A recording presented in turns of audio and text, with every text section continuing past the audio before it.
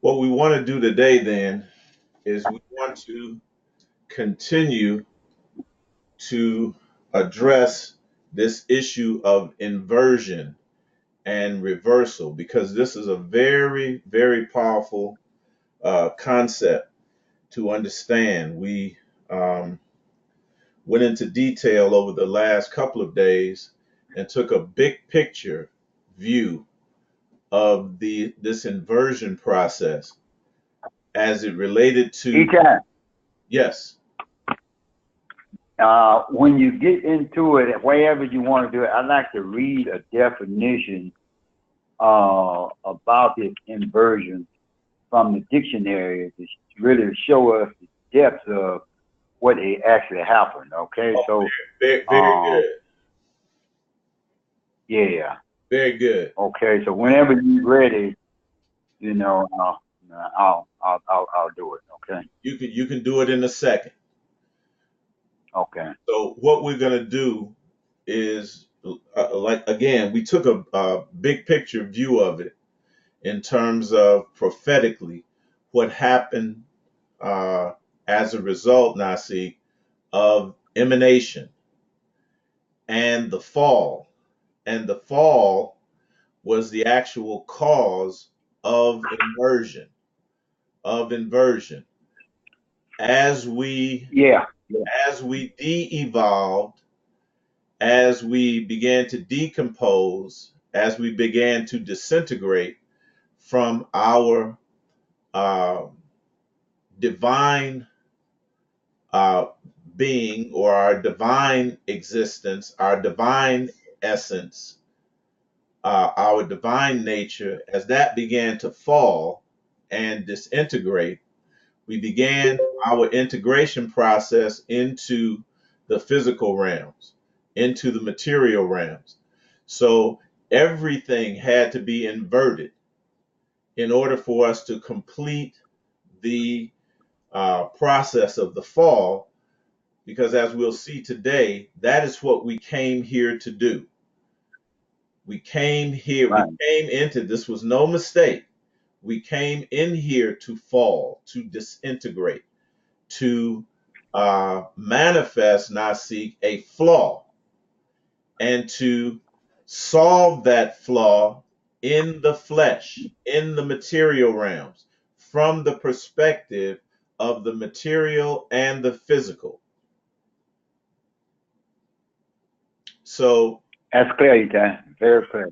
we looked at that. So now we're at the point, okay, we understand that. Now we're at the point of ascension.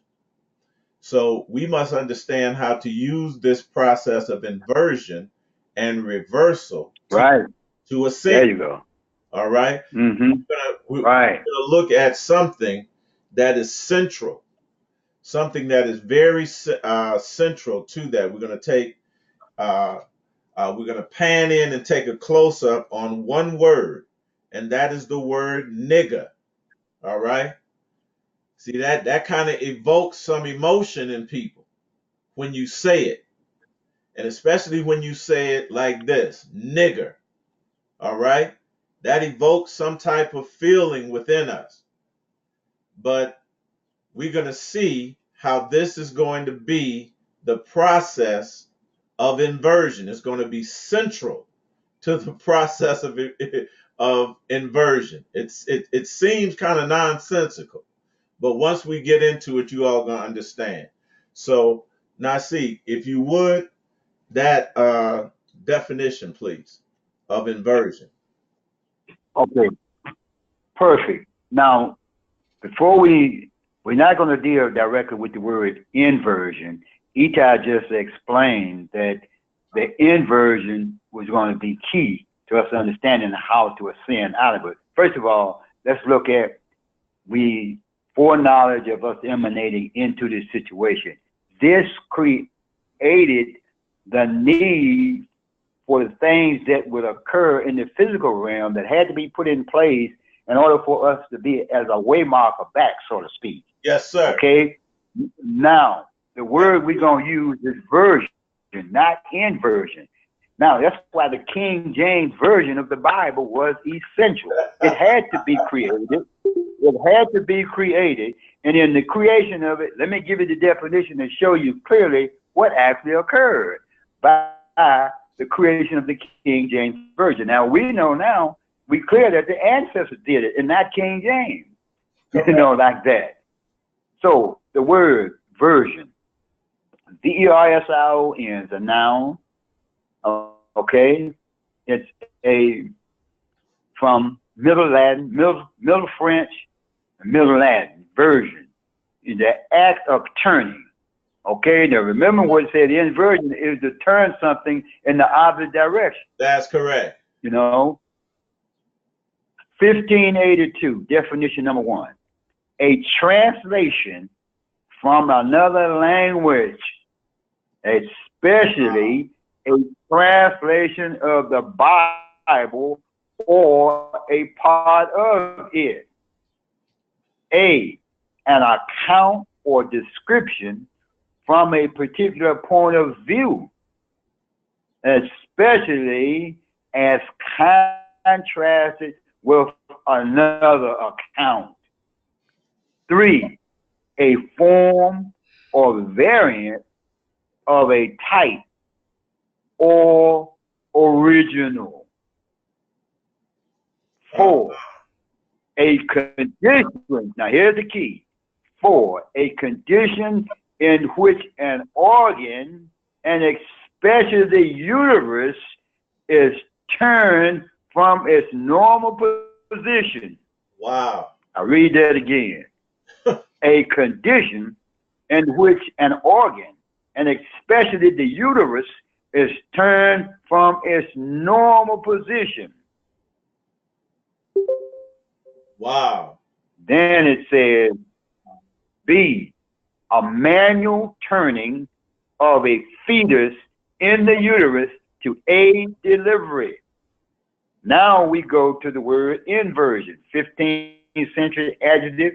It means opposition in order, nature, or effect. Now, the word inversion, 1681. A reversal of something of a contrary nature or quality. Opposition, reverse. Now, so we can see that the King James Version, then we can see converse. We see all these terms that have become synonymous with this word version. Converse, conversation, all these terms, contrary, all these terms come out of this whole concept. Universe. All this comes out of it. Right. All of this comes out of this. So I just wanted to give this definition because I felt, ever since we've been dealing with this, that I needed to institute this into our process. Absolutely. Excellent. Excellent. So that's it. That's it. So Nasik, I'm sure you're going to be expounding on that a little bit more when you get into a place where you have all your resources. Yeah, right. That opens up a huge gateway for us as well, relative to our comprehending this. So, in your definition, you talked about the form of version, a form of the original, of the original, and this really defines the simulated reality.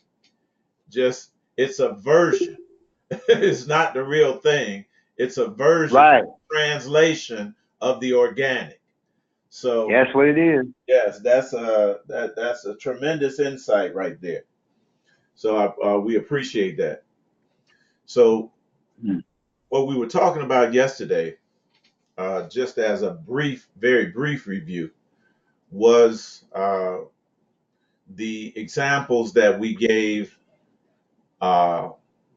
excerpts that came from Power versus Force, relative to energy level 250 and 350.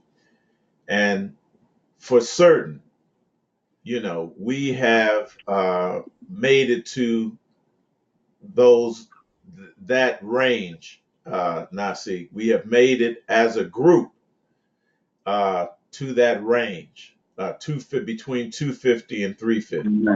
So this is No question. this is no question about Right. it. No question about Right. it.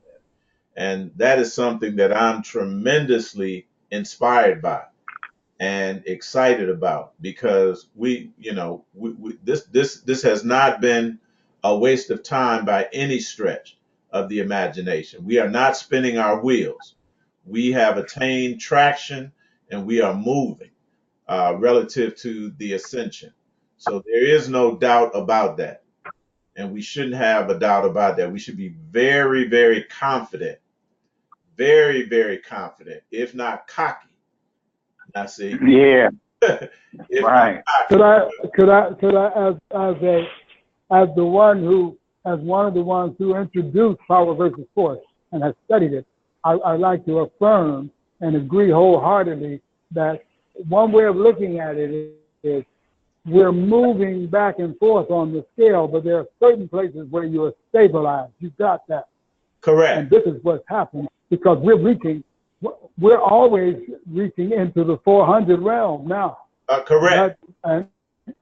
And moving beyond it from time to time, but we're stable between 250 and 350. Absolutely. We've got that max. I've studied that, and this is how I see it.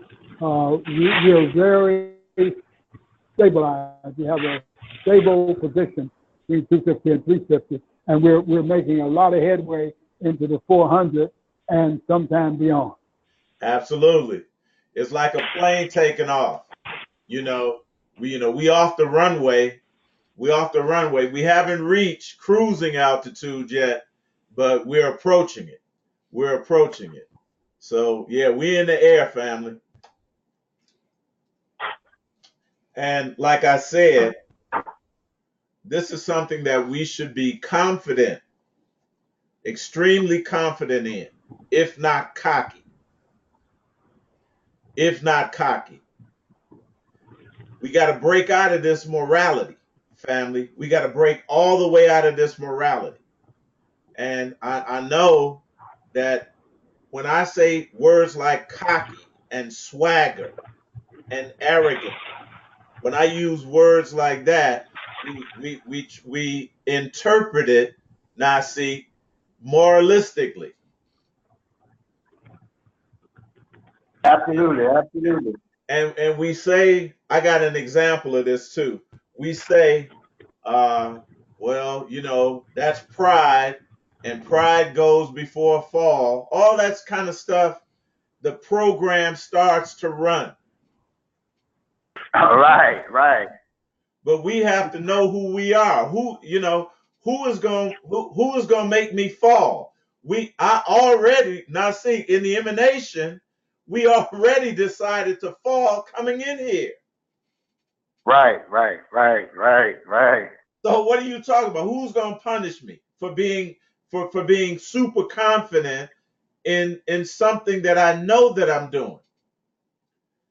I had an experience, Nasi. I had I had played for in a church league. My home, the church that I went to. I only been members of 2 churches, and I got out of that pretty quickly. But they had a basketball team, right? And so they Right. had asked me to play.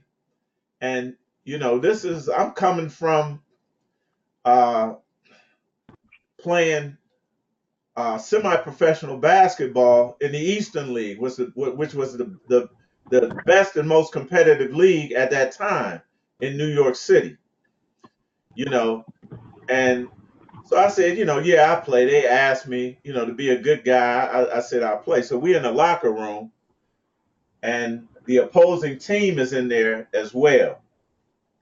And I guess the guy was trying to find out who I was, because they had played a couple of games, and he was talking about, how much they had won and, telling me all that. I'm really wasn't concerned with it because I know what I'm going to do. And, he kept pressing me. And then I said, put it like this, all that, what y'all did in the past, that's going to change right now. And, he understood what I was saying, you know, and so he going to quote from the Bible, hey, brother, pride goeth before a fall. And I say, yeah, whatever. And now see, I got out and scored 60 some points on them guys. We blew them out by 40. And then I said, what other Bible verse you got? So if it's something that it ain't bragging when you can do it. It's not bragging when you can do it. We have this program. Confidence is a product of it's an energetic quality, and it enhances your energetic quality, because the opposite of that fear is fear-based. So what we want to do is, by any means necessary, completely break out of this moralistic programming that has been downloaded, into us. So we got to go right ahead. Confidence is to know. Absolutely. Absolutely. So, we got to stop being timid, stop being humble, and have confidence at the position that we've achieved, because we've all achieved that together. And we really have a right to celebrate. There's pride and there's false pride. And I think that's really the essence of the meaning of what goes before a fall. Absolutely. You think you know and you don't really know. That's correct. What you said is, you know what you can do. That ain't false pride. Right. That's healthy pride. Absolutely. I'm proud that I can do this. I have a similar example. When I was getting ready to go to college, I looked around and saw that NYU was ranked #1 in the nation, and I said, "Well, that's where I want to go." Right. So I was a walk-on, and it wasn't false pride. I walked on and made the team. You walk in the gym. Connie Hawkins said, I'm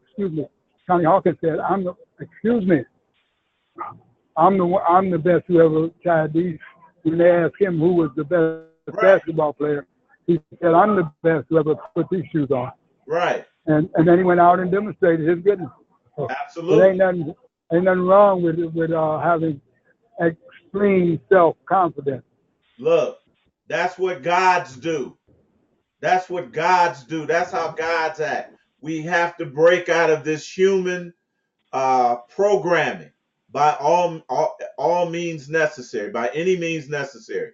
So this is what this class is designed to do today. And we have to fully embrace who and what we are, and for the right reasons. Like Doe was saying, that's based on knowledge. That's based on knowledge. So we talked about this this law of inversion and reversal that is necessary and that is essential for the quick access to our divine nature, and for activating and demonstrating that divine magical power, the act of reversal. So this lesson today is going to be about that, and focusing on a specific word that involves the letters NGA, Naga, Noga, Nega, Nigger. All right. And we're going to trace the history of this and look at the science of this.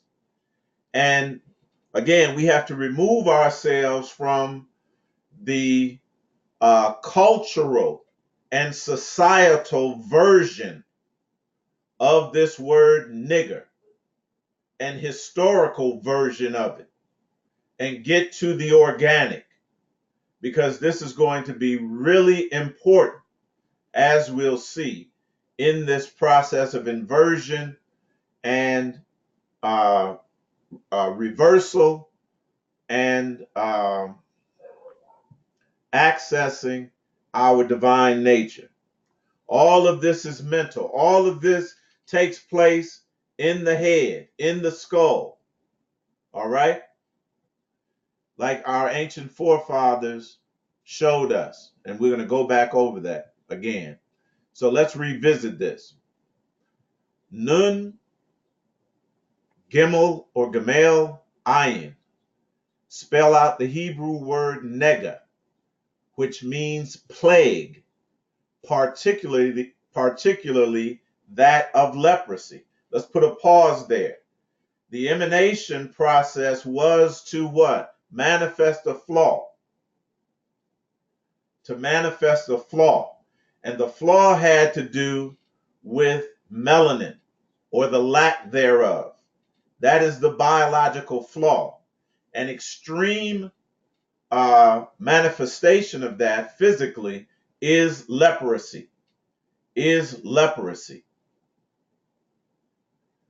The biological flaw of the Naga or serpent people has to do with the lack of melanin, both externally and internally.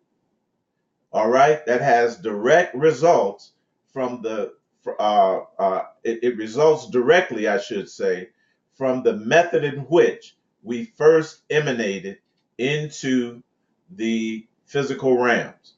We bypassed a formative first step, and as a result, produced this flaw biologically. So we're just going to look at this. Invert or reverse those letters, Nun, Gimel, Ayin, and you get Oneg, which means delight. So we're going to look at this thing from this standpoint and trace this NGA etymologically through history, and see the development of it. It says the Bible refers to the most direct experience of God or the divine using the word delight. It is thus written, then will delight upon God. Then you will delight upon God. Isaiah 58:14. They also use that in another scripture that we'll cover as well. Then you will delight upon God. Isaiah 58:14. The word nega is obtained from oneg by notation. Actually, they reverse that. The word nega or naga is the root word, not oneg. All right? The word for plague, nega, is obtained from oneg. Again, they have that in reverse. I'll show you. By simple rotation. The term nega, see, they never want to put nega first. They never want to put that first. But I'm going to show you that it is first. That melanin is always the prima materia. Blackness is all, and darkness is always the first primary thing. Right. The term nega denoted especially a leprosy-like plague, which is a sign of disapproval by God. So that's why they said that you were cursed black. All right. And they looked at blackness as a disease, as a skin disease. They told the sister, I'm trying to think of the sister's name. Now, see, she's an actress. Uh, her name was Phyllis Stepney, I believe Phyllis Stepney, and she associated herself with the Phyllis. king. Huh? I don't feel a stiff. Phyllis Stickney, I think her name was Zimra. No, no, no. She was when I visited Israel, I saw her up there. But she's a comedian and an actress as well. And I know. yeah, Okay, yeah, yeah, I remember, but I don't remember her name. yeah, I can't remember her Hebrew name, but her name was Phyllis Stickney, I believe. Yeah. And she, like in one of her jokes, this is how they denigrate blackness. And you know, black women have, the junk in the trunk. And she said that one of her teachers told her that she, sent her for therapy, told her she has scoliosis because of, her naturally shapely figure. So they tend to look at what was first and denigrate it and look at it as some type of abnormality and disease. Big lips, broad nose, whatever is related to us, they will try to denigrate. So again, they've done this. These individuals that present this information, they said that oneg comes from, that nega comes from oneg, but it's not so. So we want to look at Psalms 19, 7 through 9. When we look at this darkness, because it's going to relate to another aspect of melanin, and it's hidden or concealed in the scriptures. Psalms 19, 7 through 9. Show thy marvelous loving kindness, O thou that saveth by thy right hand, them that put their trust in thee, from those that rise up against them. Keep me, listen, as the apple of thy eye. Hide me under the shadow of thy wings, from the wicked that oppress me, from the deadly enemies who compass me about. So what is this apple of the eye? Well, it's the innermost part of the eye. All right? It is that dark part of the eye, the center called the pupil. All right? That lies behind the retina, that forms the eye. Here's the science. The basic process of human photosynthesis was observed in the human retina in 1990, the apple of the eye. They looked at melanin, all right, along a study about the three main causes of blindness. So when you have this flaw, now see, your eyes are affected. From a biological, that makes sense. Absolutely, yeah. right, from a biological standpoint, from a neurological standpoint, and from a spiritual standpoint. That's why it talks about if thine eye be single, thy whole body be full of light. But if thine eye be evil, if you have the flaw, how great is the darkness within thee?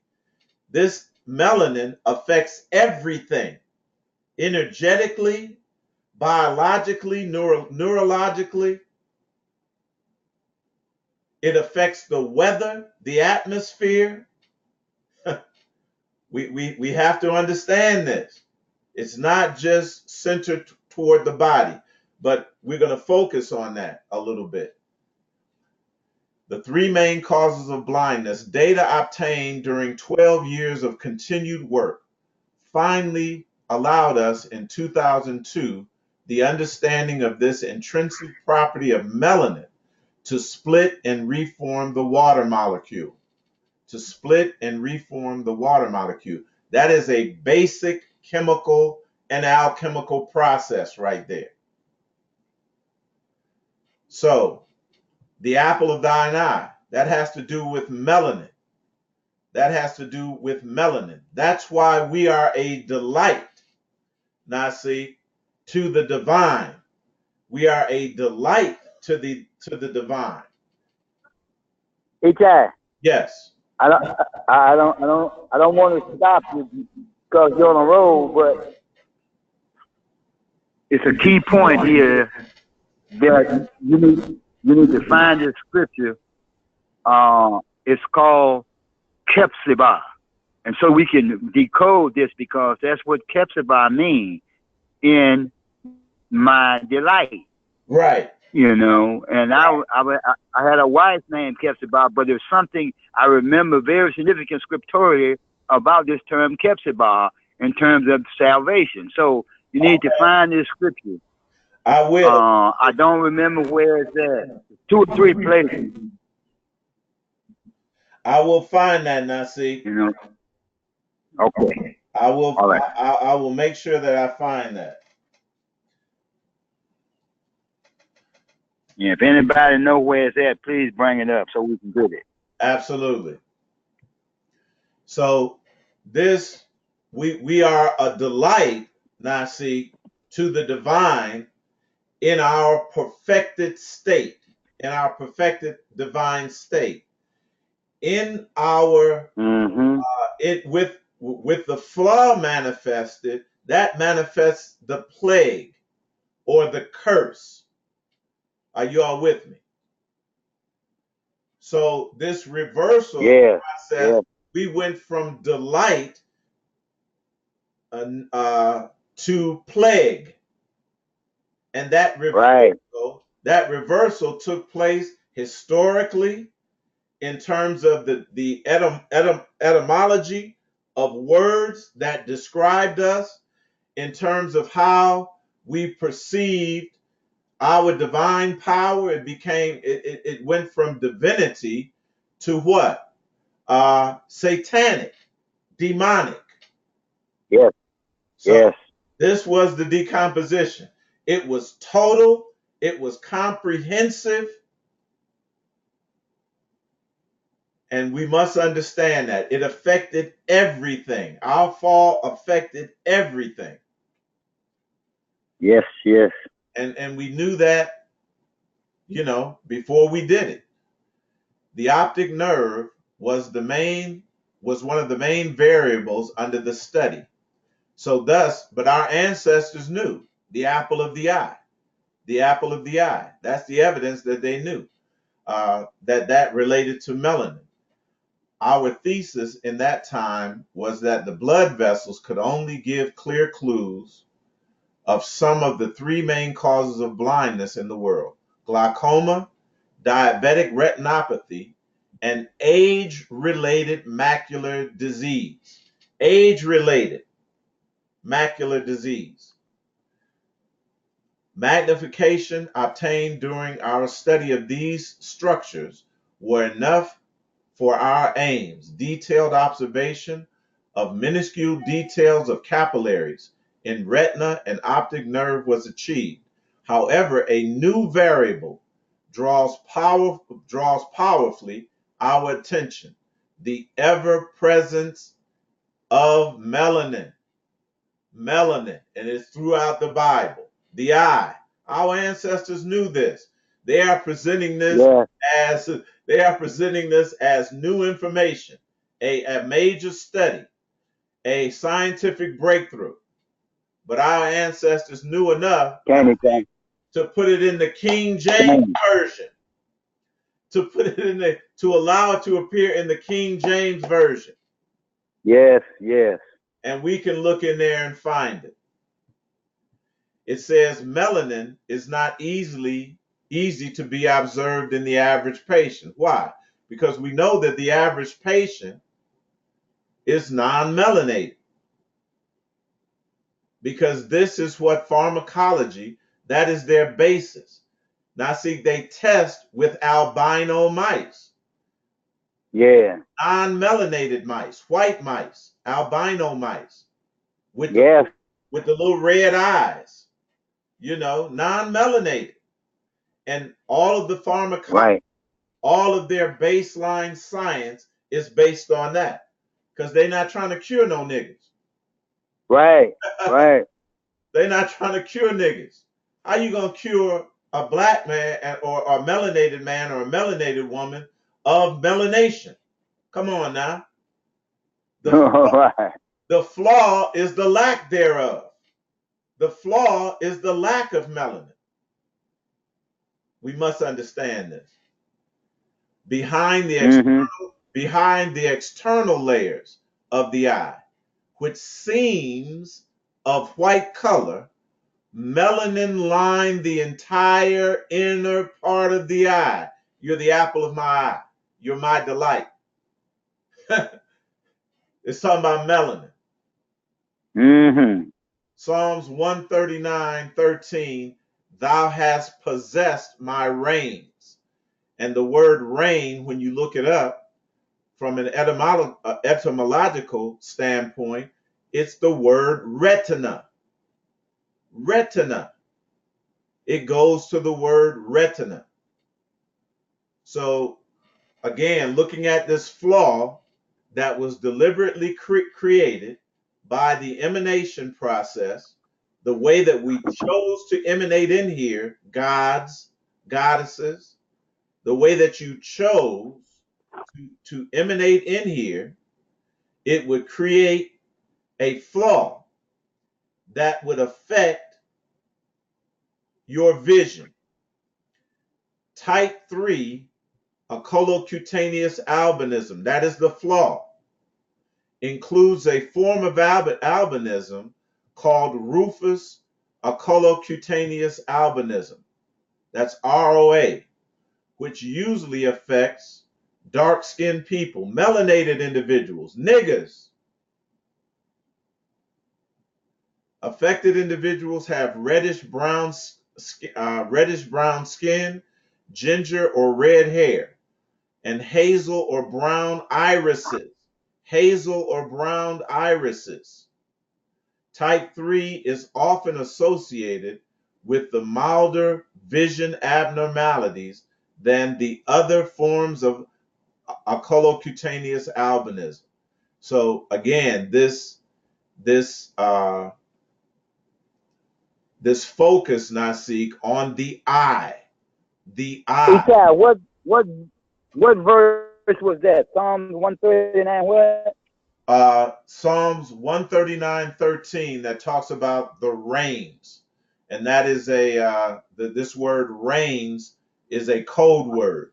It is a code word that relates to retina. When you look at the word rain and do the etymology, it is retina. Retina. All right? That has to do with the eye. That has to Psalm 139:13. Psalms 139:13. Thou hast possessed my reins. Uh-huh. And guess what the translation is in the Hebrew? What is You that? know, they translated, it says, for thou hast possessed my inward part. That's correct. Thou. It's talking about that neuromelanin. That neuromelanin. Right.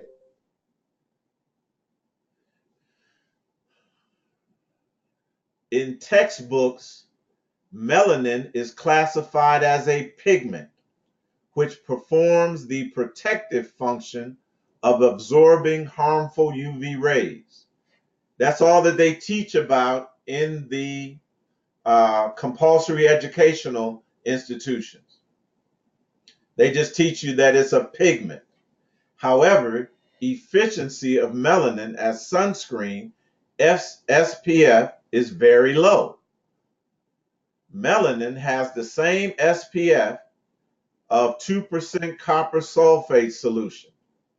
So they teaching you something that, is not even relevant. Here's the real science. Since 1765, Lecoq first extracted the skin of a black Ethiopian and found that the isolated pigment was chemically similar to those of the choroid of the eye, and notably of squid ink. Therefore, melanin is chemically the same in all the animal kingdom. And not just that, in everything that is created. And their main action, the water molecule dissociation and reformation, with consequent energy transduction and production, is the same in all the animal kingdom, and in plants perhaps too, since lignin is a kind of melanin.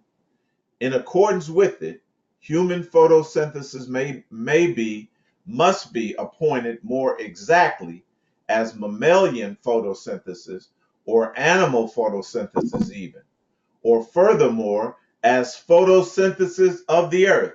Look how they taking this now, see? I hear. Not just a sunscreen or protected from harmful UV rays, but the photosynthesis of all of the animal kingdom and the photosynthesis of the earth. Or perhaps more exactly, light, melanin, water, arranged in order of abundance in nature, the photosystem which gives origin to life on earth. They just referred to God there, the creator. So I have a question. Go ahead. So does that mean that there's technically one thing on this planet that is melanin deficient? That's correct, and we created it. And we created it. Okay.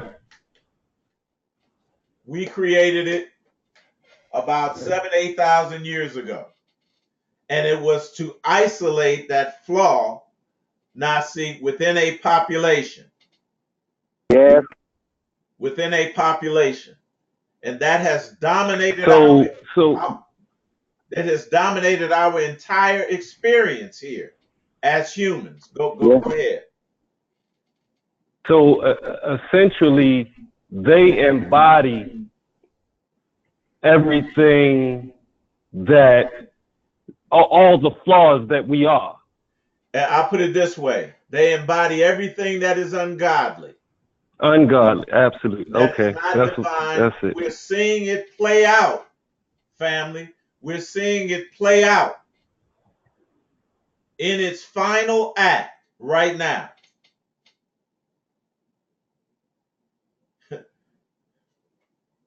They elected a champion that was going to make white people great, that was going to make America great, is make America white. That's what that's saying. And we see this thing playing out right now.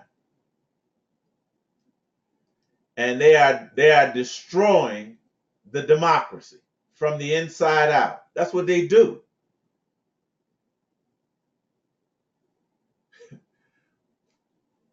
Job 22 and 26, for then shalt thou have thy delight in the Almighty, and shall lift up thy face unto God. Job 22 and 26. The word delight here is the word anag. Anag. All right. Again, these letters in different arrangement. Nun, Gimel, Ayin, in different arrangement. All right. This is the primitive root. Anag is the primitive root, and it actually means to be soft or pliable, that is effeminate or luxurious. This is a feminine aspect. And we've been emphasizing this, Nasi. We've been Yes, we have. emphasizing this feminine. That goes back to that Kepsi body that I'm talking about, right? There you go. There you go. Mm-hmm. We're gonna make that connection as well. So the direct derivative is this word nega. Nega. All right. That's Strong's H5061. Nega. And it means a stroke or a wound, a plague, a disease, a mark of leprosy. And again, leprosy is the absence of melanin, absence of pigment at its most what? Severe stage, where Nasik limbs start to fall off. The physical aspect, the biology begins to what? Disintegrate and break down because melanin is the creator. So when you lack it to a Right. certain degree, you start to disintegrate.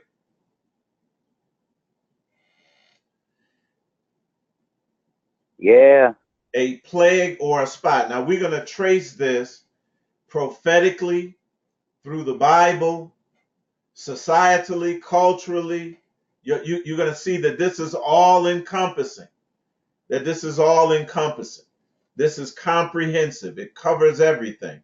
Everything was plagued. Everything was in dis-ease.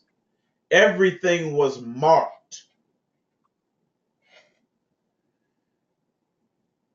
Nega, a blow, an infliction.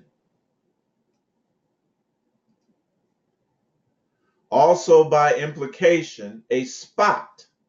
That's how it begins. Isn't that how vitiligo? Isn't that how vitiligo begins? As a what? A non-melanated spot on a melanated person. Isn't that correct? It begins as Yeah. a spot. Concretely, a leprous person or what they are wearing. Or what they are wearing. All right? So this is why when we look in Revelations, individuals, Nasik, that have been cured are given what? White robes, Uh-huh. white garments, clean and white. All right? It means that you have comprehensively overcome the flaw mentally, spiritually, emotionally, energetically, biologically. Are you all with me? Yeah. It's a plague, a sore, a stripe, a wound. By his stripes we were healed. And by his stripes Mm-hmm. we were healed. You know, we've already done this science of scarification. You know, that was part of the healing process. To go through what? The captivity. To go through that painful process. That was the fire, Nasi, that we had to go through. Yes, yes, yes. In order to complete the process of emanation into the earth realm. It only makes sense. It's just simple when we Yeah. understand this. Yeah.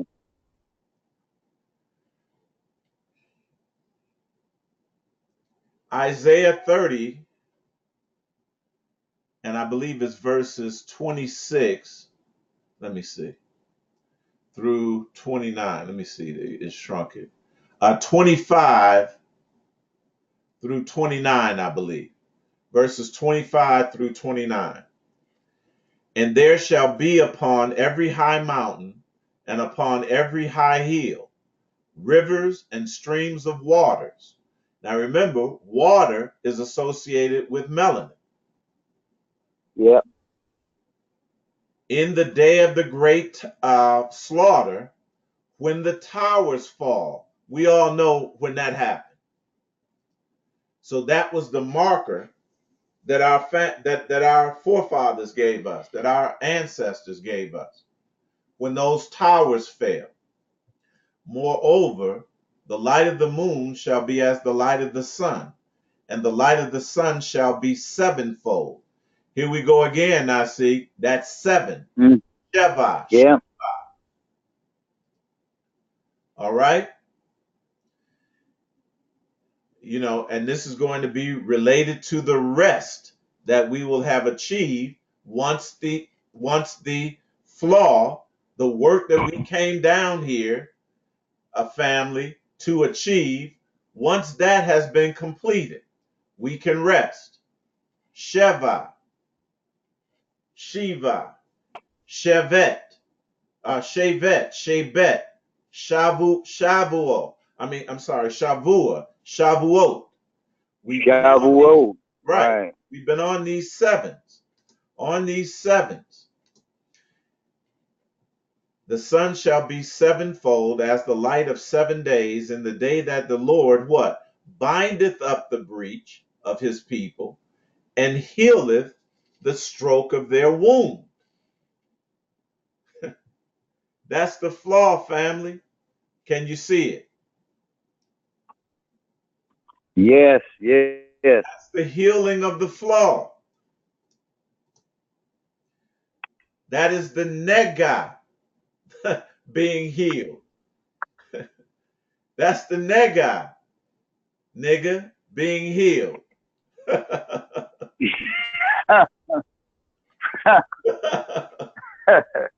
We got to get comfortable with this in order to look at this. Well, I'm not offended by that. We shouldn't be offended.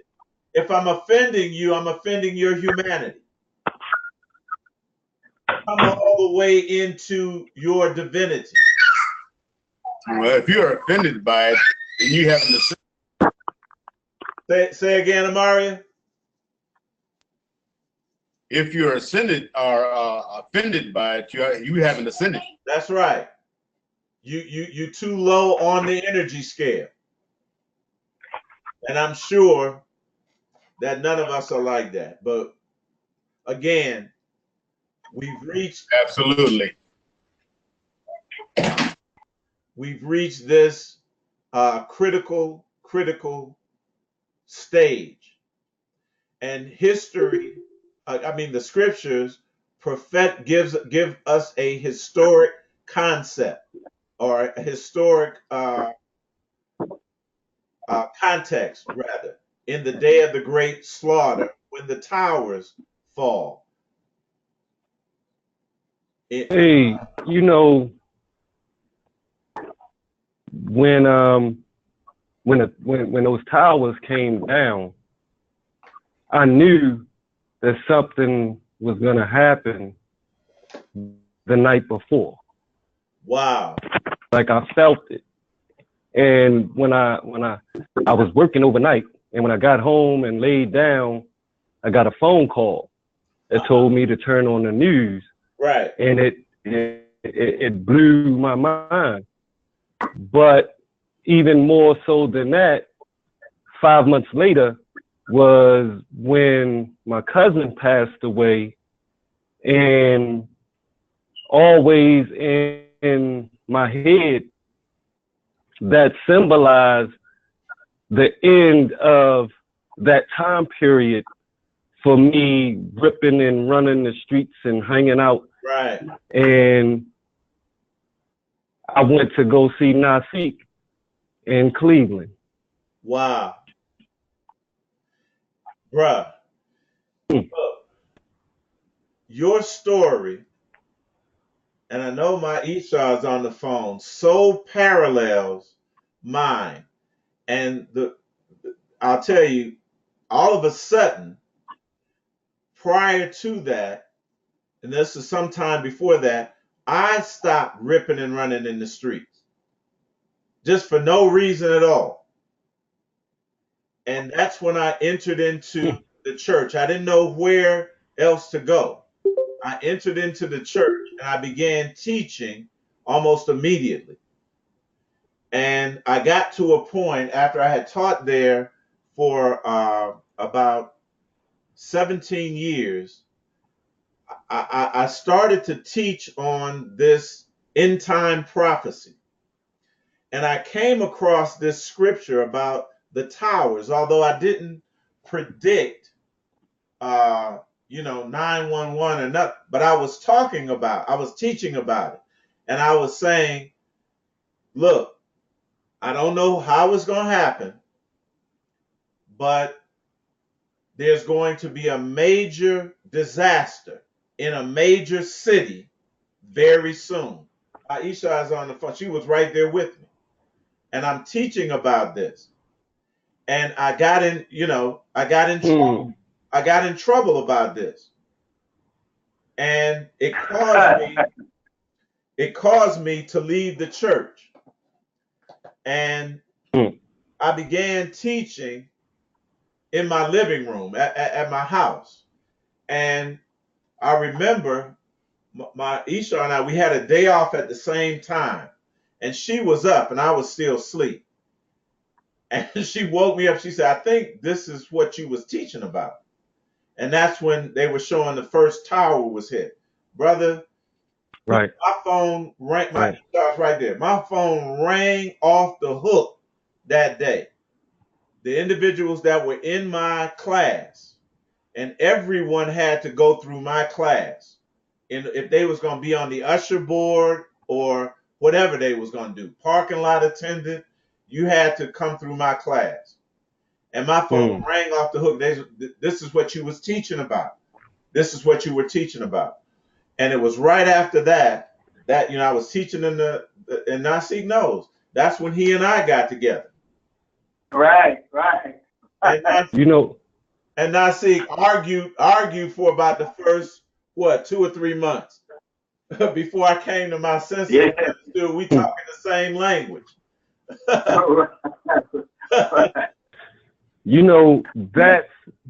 how it came to me. It was,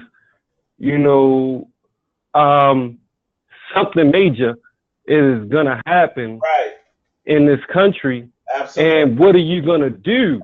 Right. And then it reflected to my son. And I said, I'm gonna make sure I get my son under my wing. My son name is David, which means the apple of God's eye. Right. Wow.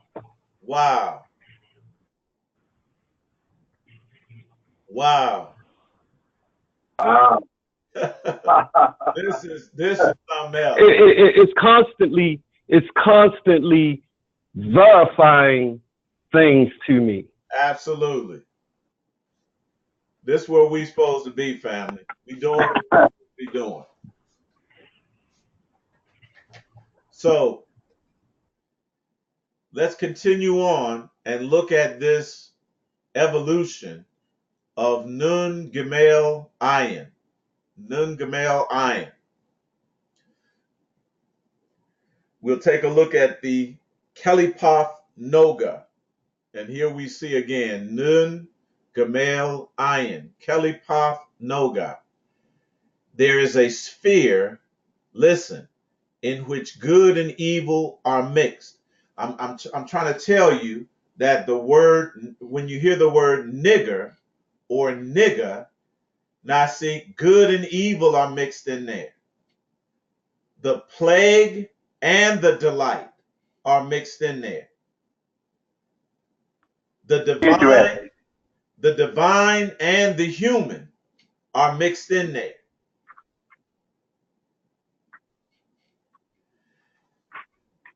How?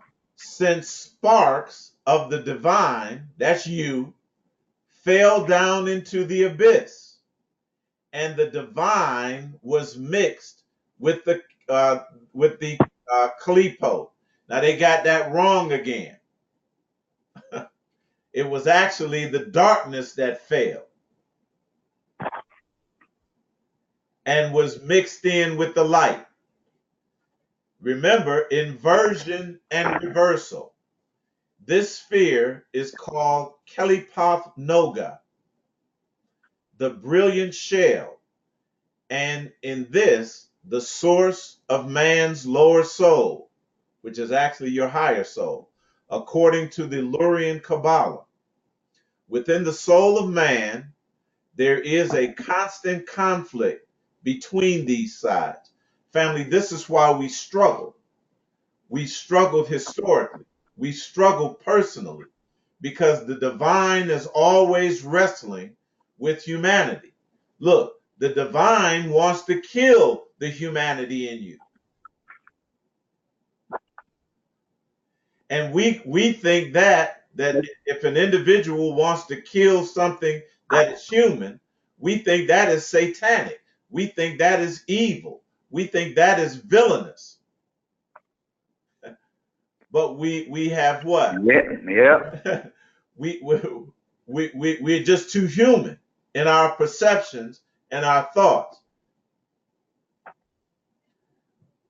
Since good is mixed with evil, man has the possibility to choose either side. Gershon Sholem describes the world in the mystical shape of the Godhead. We are that Godhead.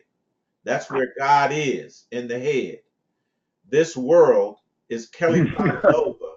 This world of Kelipath Noga is actually a Luciferian world belonging to the domain of shells and hints of evil. Y'all got to know that this is the aberrant man talking. They've always seen melanin as evil, as a plague, as a disease. Yeah. But is penetrated by the brilliance of the world of the Sephiroth that shines within it. Also, that's an inversion. So that the realms of good and evil appear uncannily blended. We're going to straighten that out. We're going to unmix the two so that we can see it. This is what the process is. I have said ye are gods, and all of you are children, not of the Most High. That's putting God in it. That's not a title for God.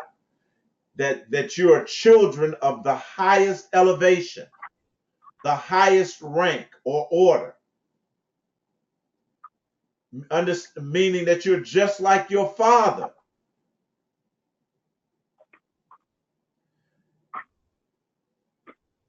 God sending his own, that's Psalms 82:6. God sending his own son, listen, Nasik, in the likeness of sinful flesh. That's the emanation. In the likeness of sinful flesh. Or what? Or plagued flesh. Or cursed flesh. Nega. In other words, he sent his son as a nega. For what? For sin. For the flaw.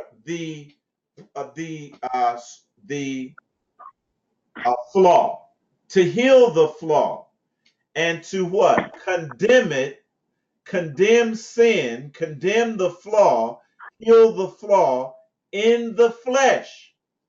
From the standpoint of the physical.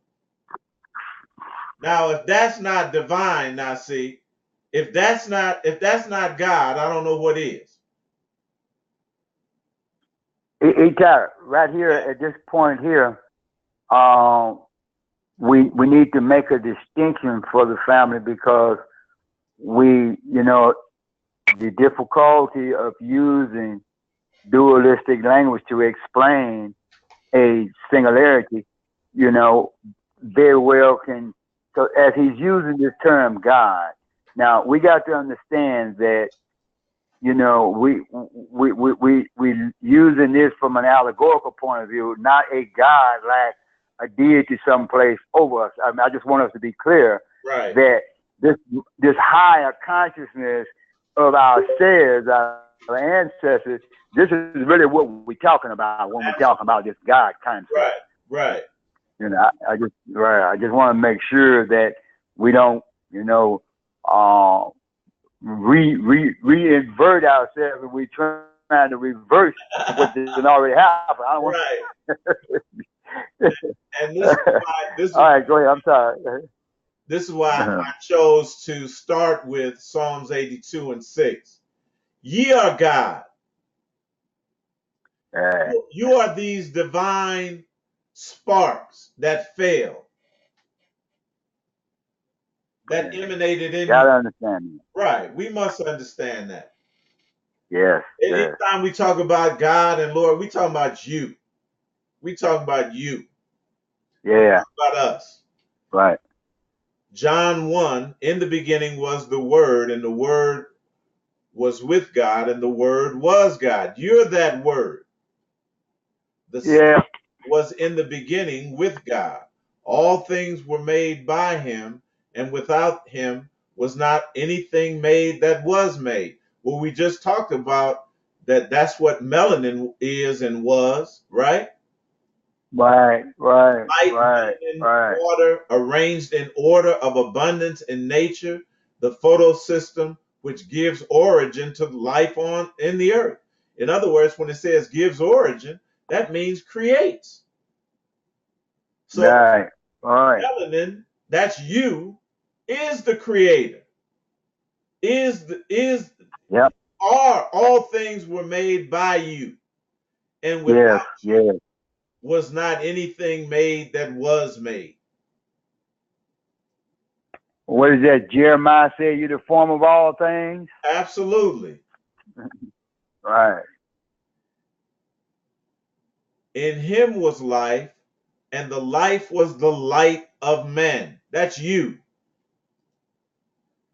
And the light shineth in the darkness, and the darkness comprehended it not. Actually, that's the other way around.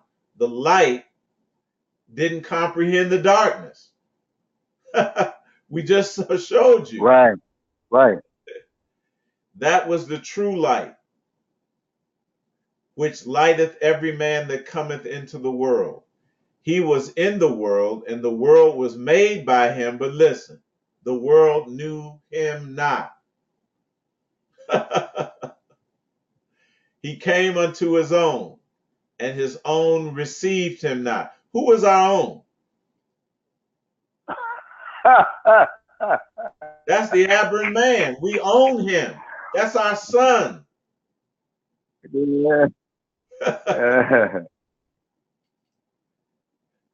But as many as received them, to them gave he power to become sons of God. They are the sons, even to them that believed on his name, which were born, listen, not of blood, nor the will of the flesh, nor the will of man, but of God. It is that melanin that is Nasi received through the mitochondrial DNA of the female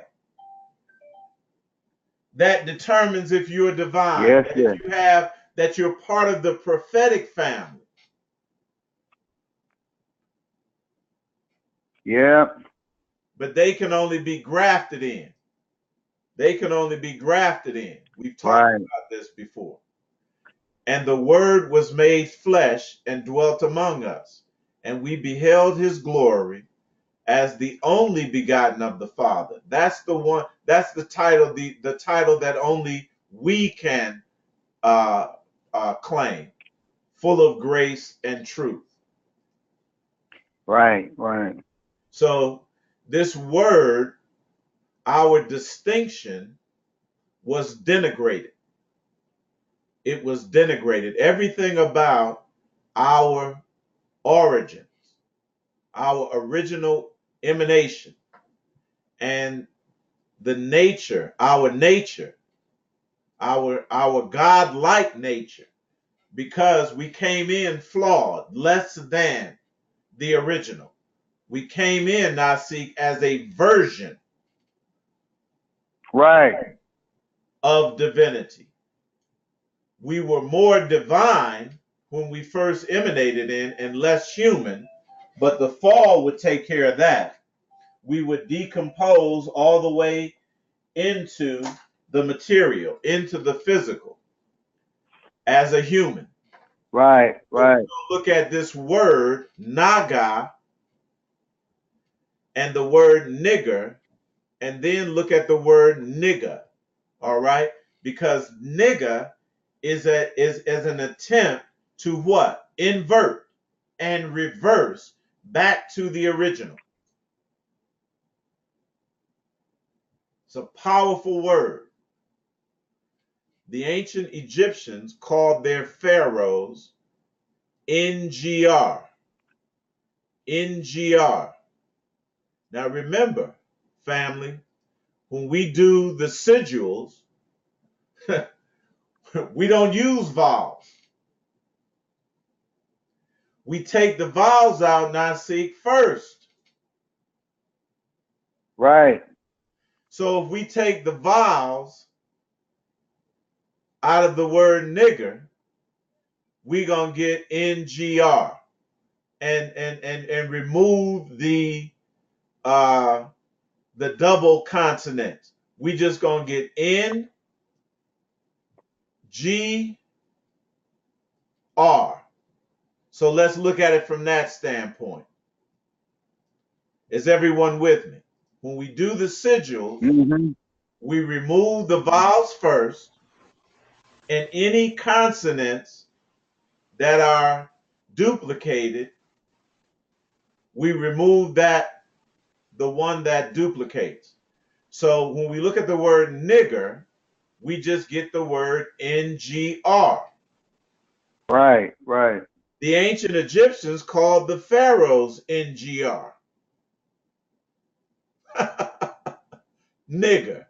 Right, right. Because the Egyptian Right. pharaoh was seen as a representation or a version of the sun and the sun god. And it's not the sun, it was Sirius. Not the sun that was in the sky. The ancients referred to Sirius or Osiris as the sun. Sirius or Osiris. That was a nigger. Yeah. That was the original version of the nigger.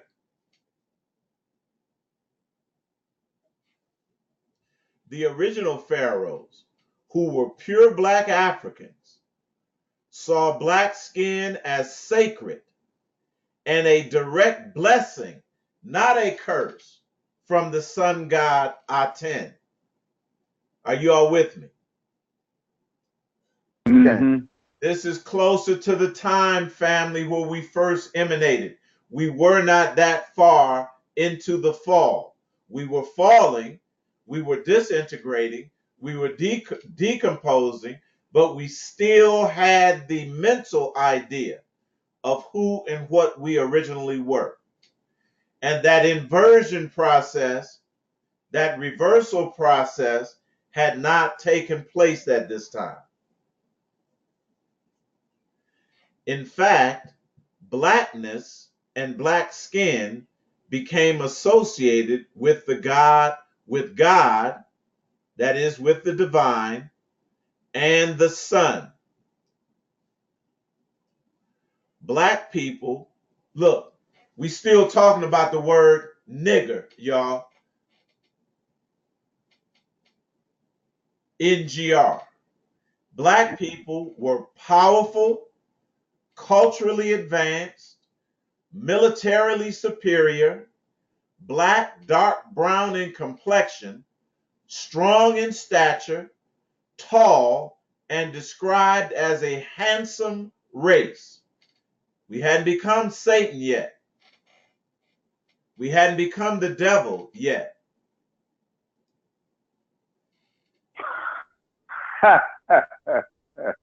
We hadn't become evil yet. Wow. See? Right, right.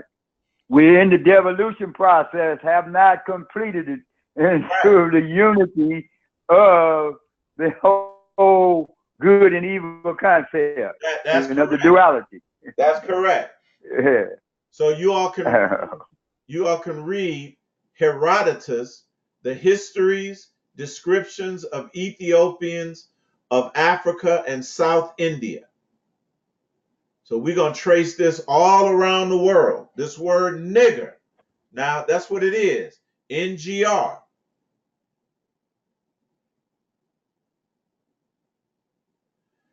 The recognition of the Pharaoh, listen, as a living God and the black skin as a blessing spread worldwide to other cultures.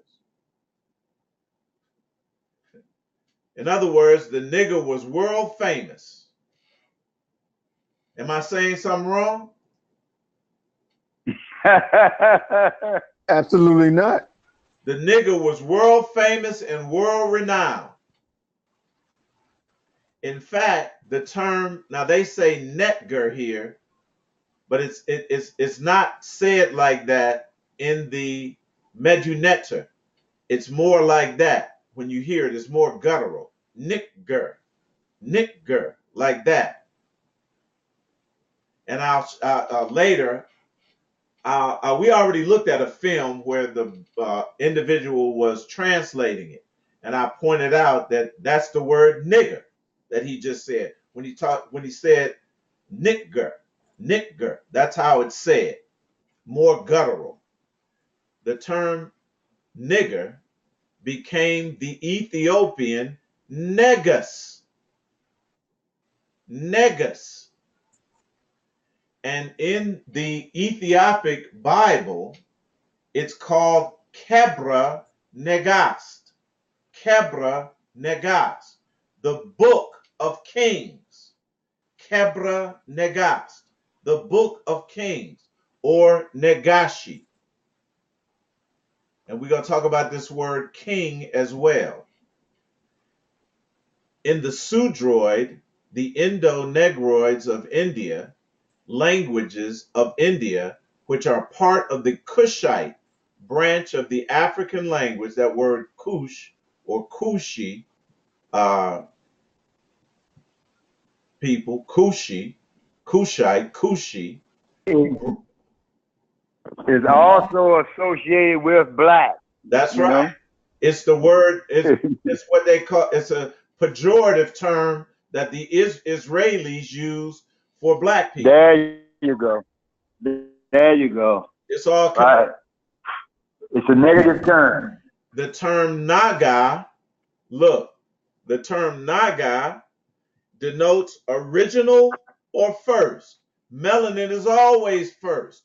It's always original. Mm-hmm. It's always the organic reality. It is always first and primary. In fact, in ancient Israel, the people with the blackest skins were respected and held to high esteem.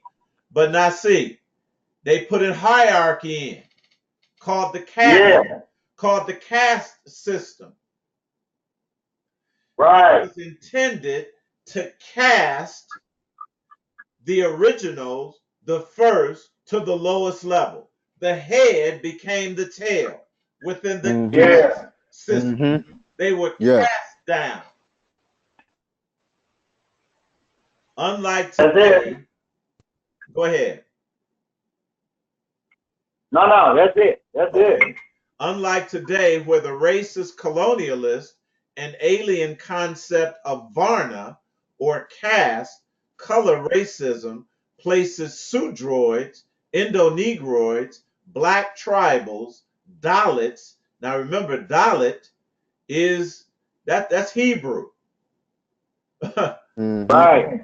For the fourth letter of the Hebrew alphabet. The Dalits, Negro Australoids, and other blacks at the very bottom of Indian society. At the very bottom of Indian society. And I have the site to this particular book. All right. Noted too. The term Ngola Ngola, meaning Angola, the country in Africa, Angola, we say it like that, but the term Ngola, you see the Nun Gimel and um, the Lamed as well. Ngola means king. We tracing this now. It means king.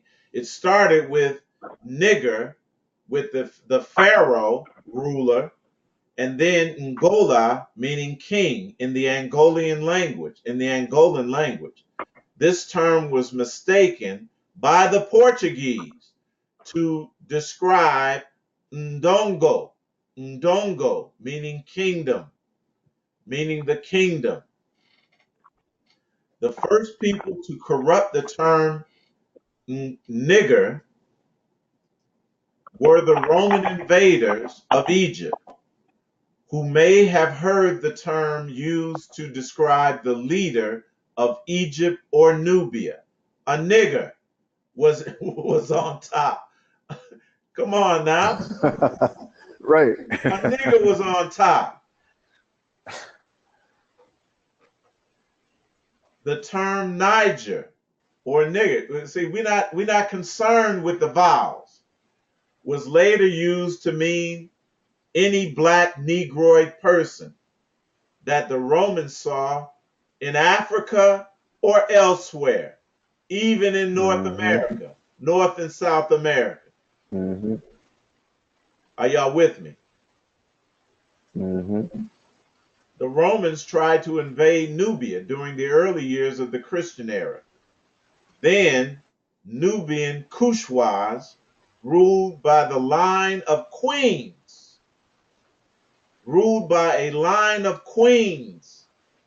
feminine aspect, called Ka'andakis, or we get the word Candace from that. One such queen and her son defeated the Roman army at Aswan, Egypt, and burned the Roman fort and carried the bronze head of Roman Emperor Augustus to the Kushite Nubian city of Napata. The Romans colonized and spread the Latin language to Europe. Due to this linguistic influence, the Latin term Niger became negra. Negra. Are you all with me? Became negra in French and negro in Spanish. This is all from nigger originally. The English colonists, slave entity, borrowed the term Negro from the Spanish. The term for black people in England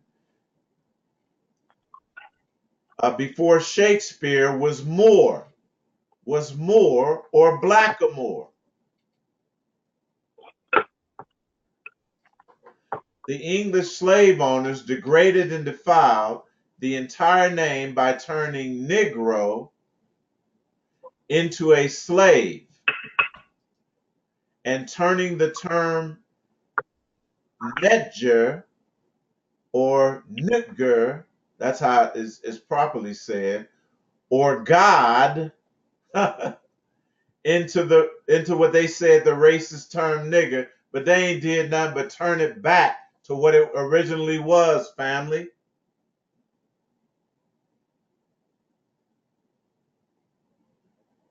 We got to see this. Eitai, Yes.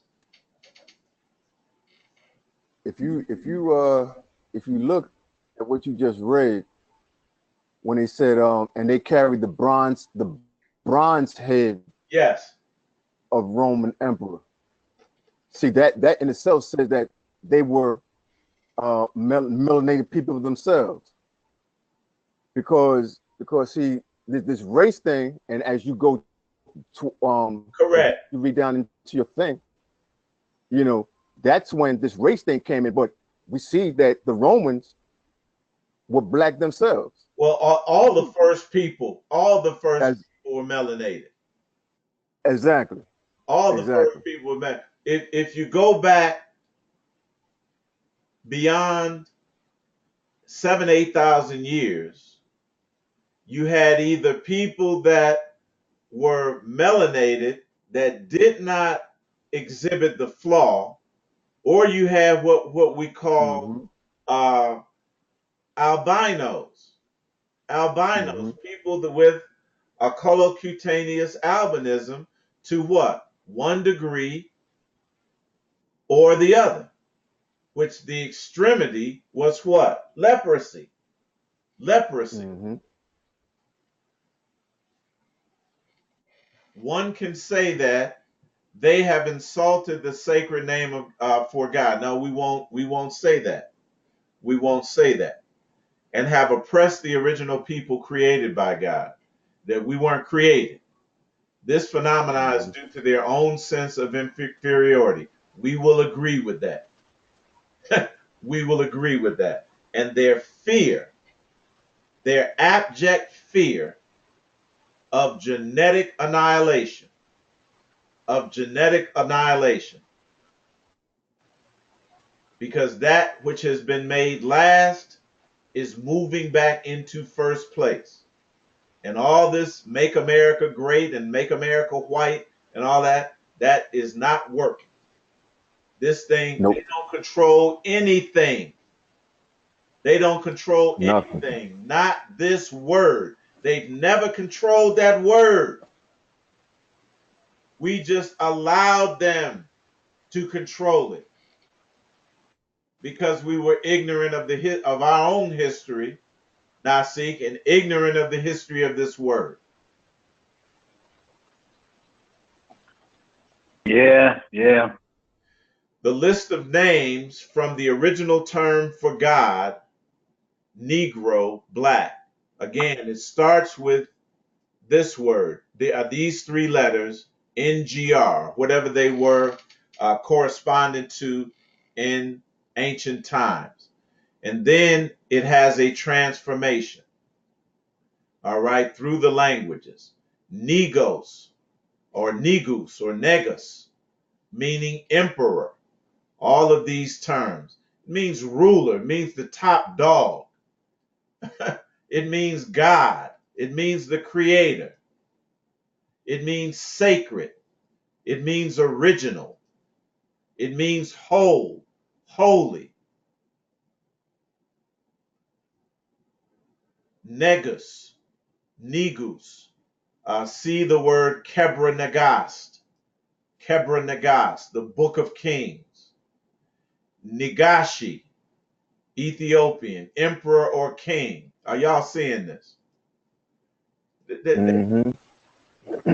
Niger, meaning black.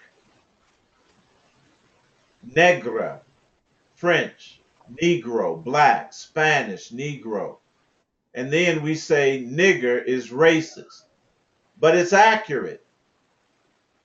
That is just a social, cultural distinction Mm-hmm.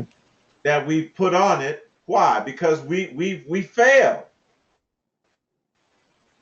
But the attempt to turn it back by turning it into nigger, that was, we were taking back control of that word Can Eitai. and returning it to NGA or NGR.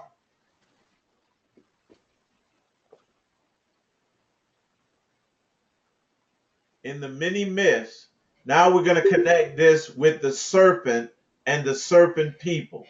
All right? And if you look at this drawing, you see the serpent or the dragon, Mm-hmm. and he is eating the roots of the tree of life, eating the roots of the tree of life.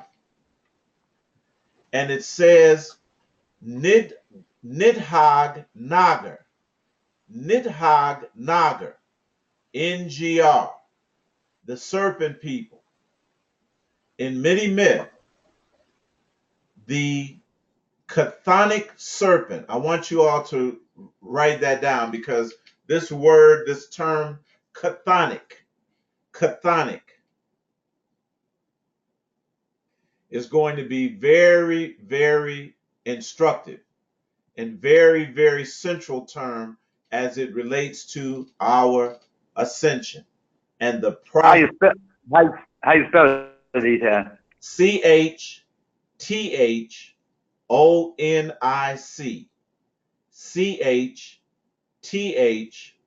CHTHONIC. Wait a minute. CHTHC. No, ONIC. The first one is Yes, C as in cat. THONI. Yes, CHTHONIC. Chthonic. Chthonic. You say it that way. CHTHONIC. Everybody got it? Mm-hmm. In many myths, the chthonic serpent lives in or is coiled around a tree of life. Now that's the serpent in the garden. Yeah. Situated in a divine garden. This is the ancient myth.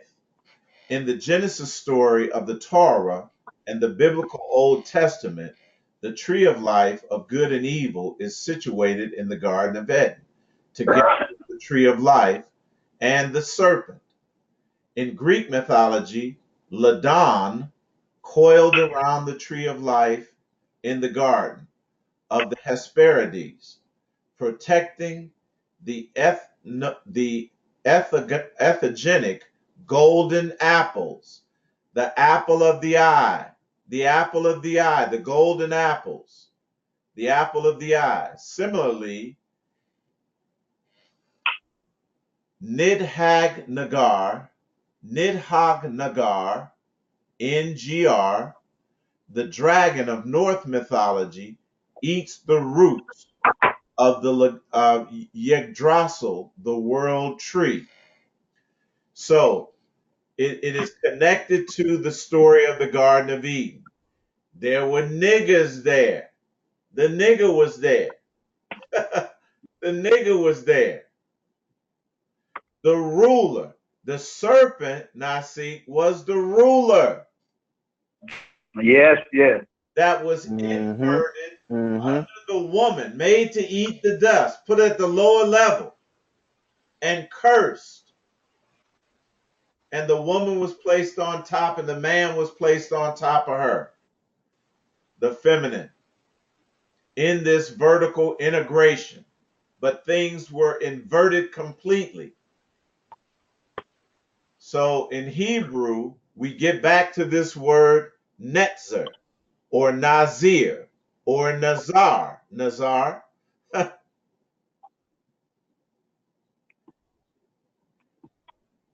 And it's a root or the original. It's the Hebrew word for the root or the original. And they took that word and they denigrated it. They Mm-hmm. appropriated it and they Yes. associated it with Nazi. Mm-hmm. But Reverse it. there was a brilliance behind that as well. We'll talk about that a little bit later. There was a brilliance behind that as well, because the true Naga showed up at the height of the Nazi regime and showed that they could outfight them and outrun them and outjump them. Yeah. That was Jesse Owens, Muhammad Ali, My nigga. my niggas. Naga, we already talked about. Nagolaka, Ngola, Ngosi, Nigeria, Nugarmata, all of these things. Now, let's look at the etymology of the word king, all right? Because at the end of the word king you have ng. Y'all see it? Yeah. Kinning means king or ruler. We always rule. Also used as a title. Kuningas, kuningas, kuningas. That's the word niggas at the end of that word. Kuni niggas. Koning. Kanunger. It's got that GR on the NGR on the end. These are all derived from the original. And the Danish Kong, King Kong, King Kong. All of these words, Konig. The Hebrew word nagas, nagas means driver or initiator, taskmaster, ruler, oppressor, tyrant, lord, extractor of tribute. This is going to be key, this word, extractor of tribute, because it's going to relate to the word entrepreneur. Entrepreneur. That is your ability to extract money and riches without the use of physical violence or any physical force. Entrepreneur. We were the original entrepreneurs. Mm-hmm. This is of uncertain origin. It is possibly related to Old English CYNN, meaning family or race. Family or race. See kin. Making a king, originally leader of the people. Always primary, always first. And family, it is related to this word shem or shame in the Hebrew that we keep coming back to, meaning to be of renown, meaning to be a star, a celebrity within the physical realm, within the earth realm. It only refers to us. It means to be of noble birth, of noble birth. This is going to relate to Aryans. All right? Etymologically, listen, king, making king, etymologically, one who descended from a noble birth. Isn't that what we've been saying? That's right. We Okay. stepped in here as niggers, as kings, as rulers, as the first, as the original version. And we did what? Descended from birth. Descended. Now, here it is, very important. The sociological and ideological implications render this a topic of much debate.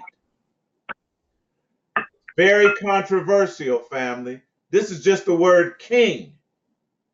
The sociological and ideological implications render this topic, we're still on the definition of king, a topic of much debate. It's controversial. The exact notional relation of king with kin is undetermined. They're lying. But the etymological relation is hardly to be doubted. This is from the Century Dictionary. Of course, it is related to kin. Of course, it is related to kin. And we're going to be able to show you, even from the Hebrew, that it is related. So, moving forward, the word kin. This is it etymologically, and it is going to show the descent of us from king, because kin removes the what? G. It removes the G, and it takes it into more of a human definition. And humanity, family, look, has to do with sin. Cynn. It has to do with sin. We came in the form of what? Sinful. Cynnful. Sinful flesh. Are you all with me? Mm-hmm. Sinful flesh. Yes. Etymologically, they had to change the language. Yes. They had to change the language.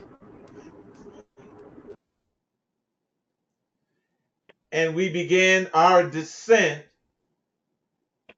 into a sinful nature.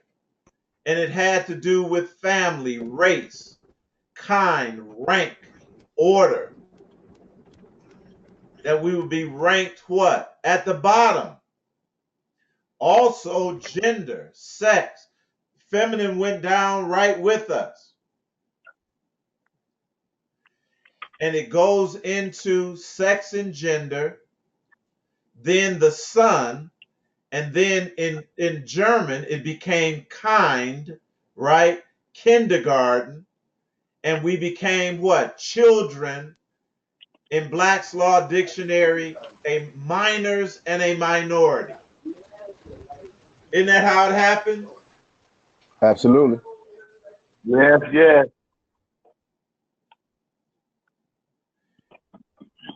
Then it was related to the clerics and the clergy, all right? Which meant one who has superiority in a certain field or class. That is us all over. Yeah. Now, follow me with this cleric now, this cleric. It is a term that is used for a priest. We were the original priesthood. We were the Naga priesthood, the serpent priesthood. Listen, see, we were the plumed serpent, the ones with feathers on, that wore feathers.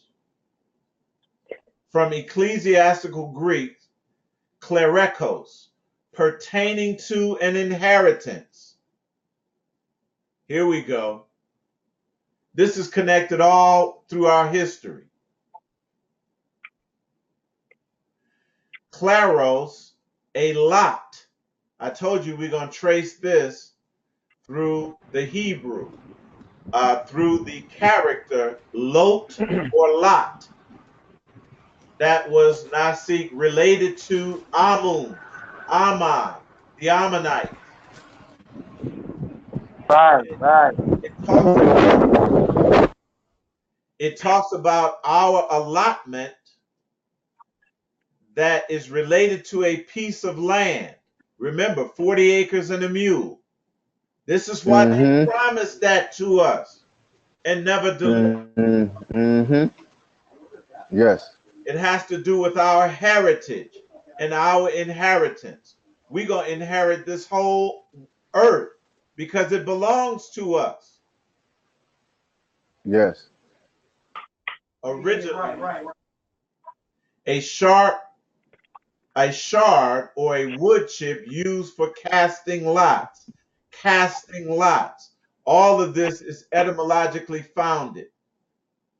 We're going to connect it back. Related to clan, meaning to break. That's what the Ku Klux Klan. That's why they chose that title, family. Because they intended from the very beginning to break this relationship up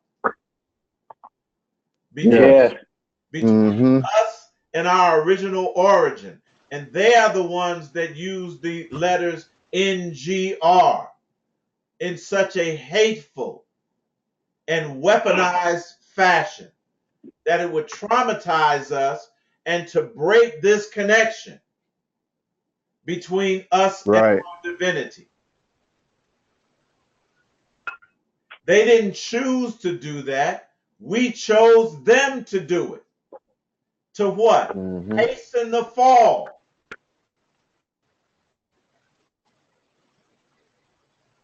And to bring it to a complete ending. All of our history is expressed in the language. In all languages, family, in all languages. And our original divine designation and divine original character and being and essence is in the language. Is in the language. And we can trace our history throughout the fall just by looking at the language.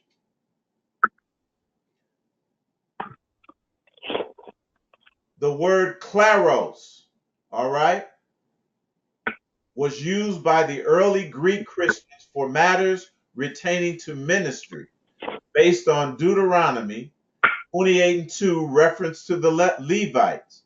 And that is going to be connected to Leviathan or the serpent again. The serpent people, the serpent priests as temple assistants. Well, we ain't talking about no other temple but the temple of our body and the resurrection of our bodies. Therefore shall they have no inheritance among their brethren. The Lord is their inheritance. Kleros being used as a translation of the Hebrew nachala, inheritance or lot. Listen, or else it is from the use of the word in Acts 1:17, the word taken up in English after clerk shifted to its modern meaning. But when we look at the word nachala in Hebrew, Strong's H5159, it talks about our inheritance, our heritage, what belongs to us. And all things belong to us. Why? Because we created all things. Are you all with me? Okay. So again, the word, we follow this word kala, and again, it connects to the color black or the word darkness. It connects to these feminine deities, Batara Kala, the god of destruction, because as we come back into the knowledge of self, the true knowledge of self, then we start to what? Ascend from the simulated matrix, thereby destroying it, causing it to disintegrate.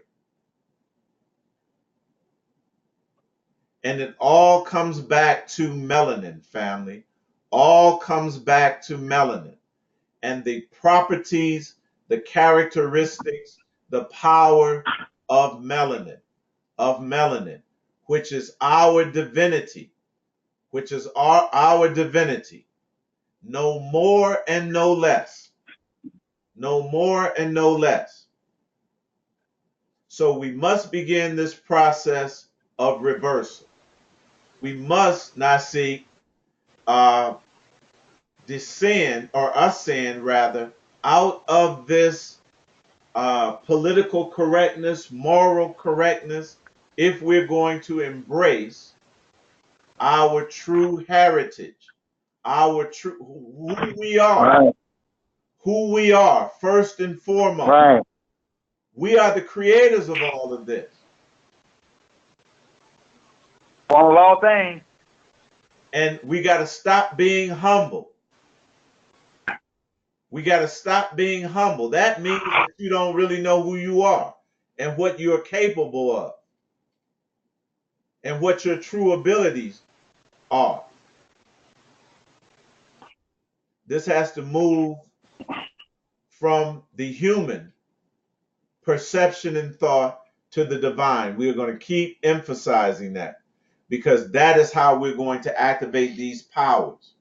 That's how we're going to become divine creators of all things, divine destroyers of all things, divine sustainers of all things,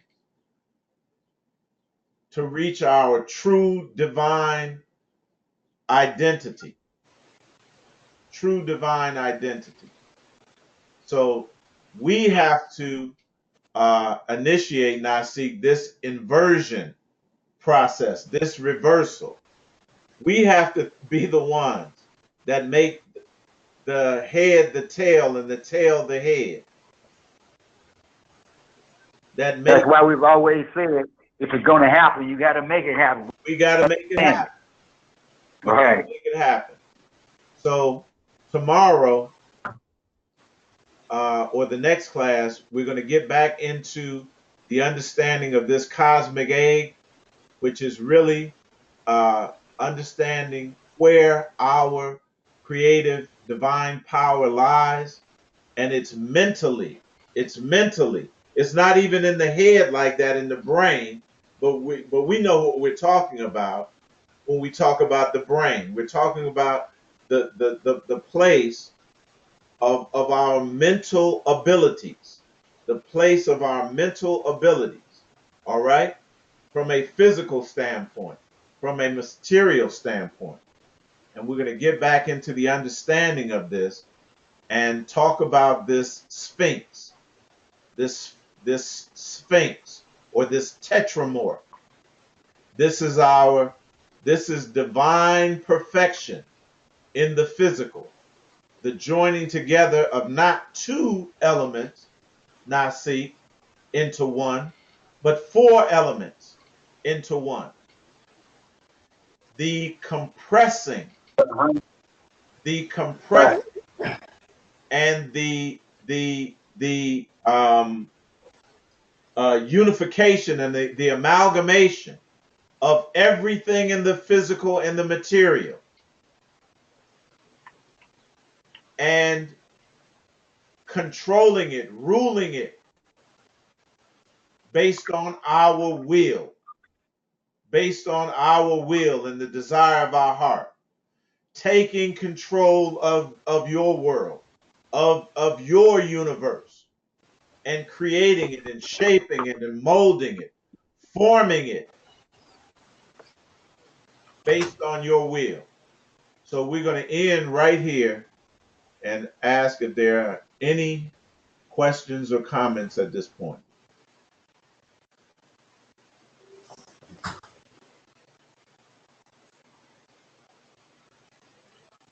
Eitai, I got a comment.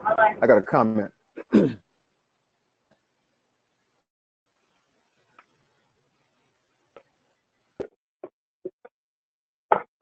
Okay.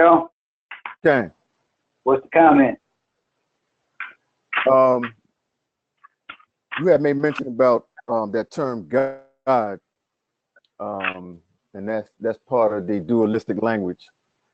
For me, I stopped using that term. I use the acronym SEOL, and I pronounce it soul, and it means source energy of life, and I associate that to be melanin. So that's what I use. You know, every time I see, if I read something, I see that word God, I automatically put that that word, the acronym, in that for me to remove myself from that term God, because I no longer use that word God, because of its dualistic.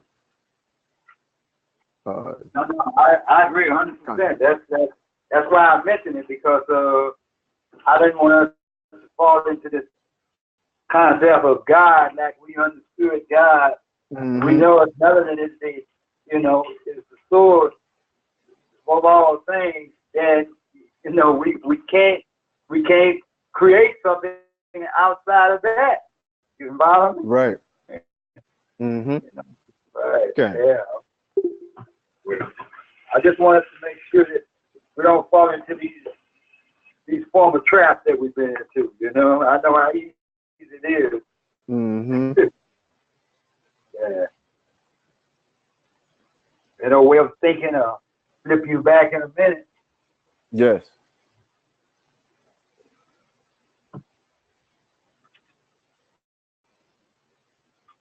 I have a comment. Go ahead, now, baby. I just want to say, number one, that I really appreciated this whole conversation. I mean, it's not unusual because I always appreciate the conversation. But this was particularly meaningful because of my relationship, my highly significant personal relationship to the NGR or the NGA. Both have serious meaning for me. If I have any material possession on the earth, it would be intellectual material in the form of a poem. My most valuable poem is highly associated with that term. And so really, it really is profound, something to think about, how we have been impressed by it. I thought you brought it out so well, and how we have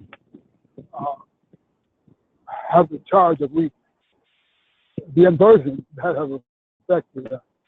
So it's really, just want to say it's meaningful. It gives me something to deeply meditate on, especially in the season when the last poets are, after 50 years, being more and more recognized as artists here. And I don't know where the feeling is, but it's a very meaningful discussion that needs to be more broadly held, of eliminated that inversion of the NGA or the NGR, and eliminating these inversions. So I just wanted to make that. It's so meaningful. I mean, I don't know if I can even convey to the family how meaningful it is to me, because that's, at age 79, that's my achievement, is intellectual property related to a particular poem that keeps within that discussion. Excellent, excellent.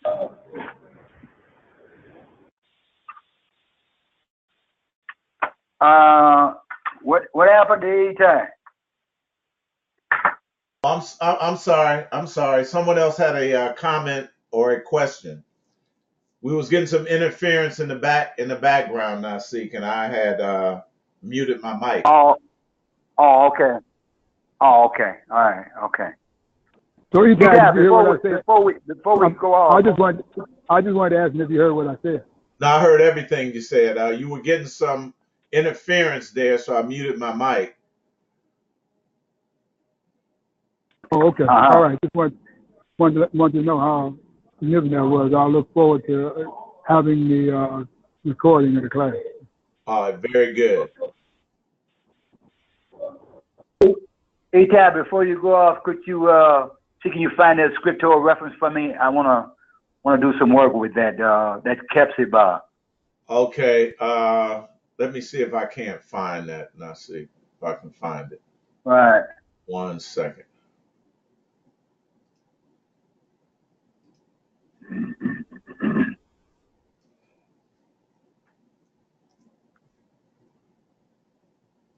We had a sister that I gave her, I was married to. My wife's name was Kepsiba. You know, of course, then I didn't have no idea of the significance of it. It had to do with this word shame too, name. We had been called Baalim, but it shall be called Kepsiba. That's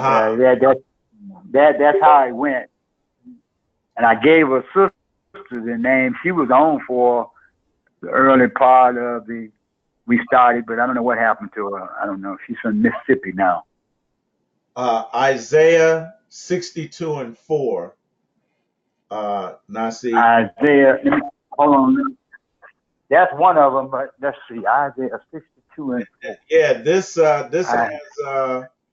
has direct relationship to this reversal process. Thou shalt no more be termed forsaken, neither shall thy land. Yeah, that's it. There you go. There you go. But thou shalt be called Hephzibah.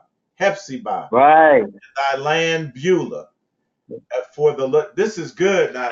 For the right. light there you go. Thee, and thy land shall be married. This is not a whole other teaching, brother.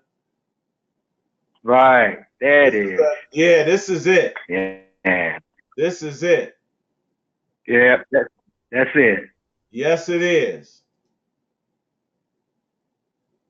All right. And it has that word delight in there too. Delightest. Yep.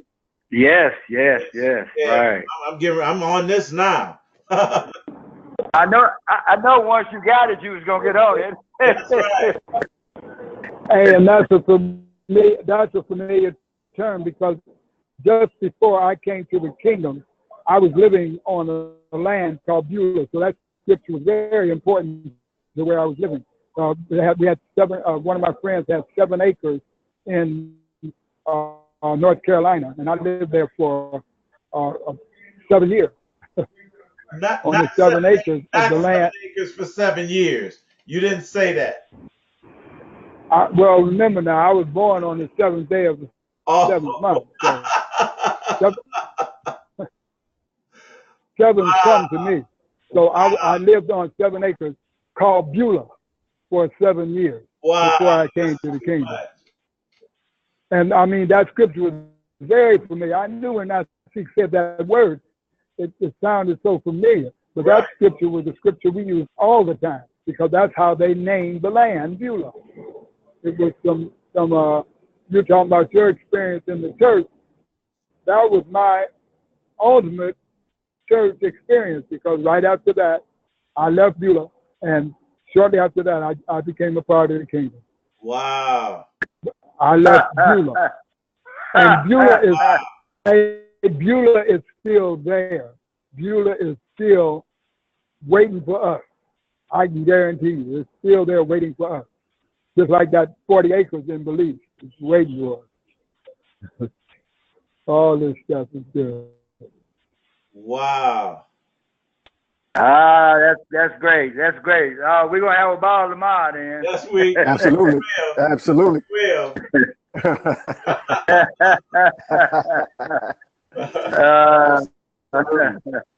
This is all right, family. I just wanted to make sure I got that. All right, then. All right, family. Same channel, same time tomorrow. All right, then. Wholeness. Wholeness. Wholeness. Wholeness.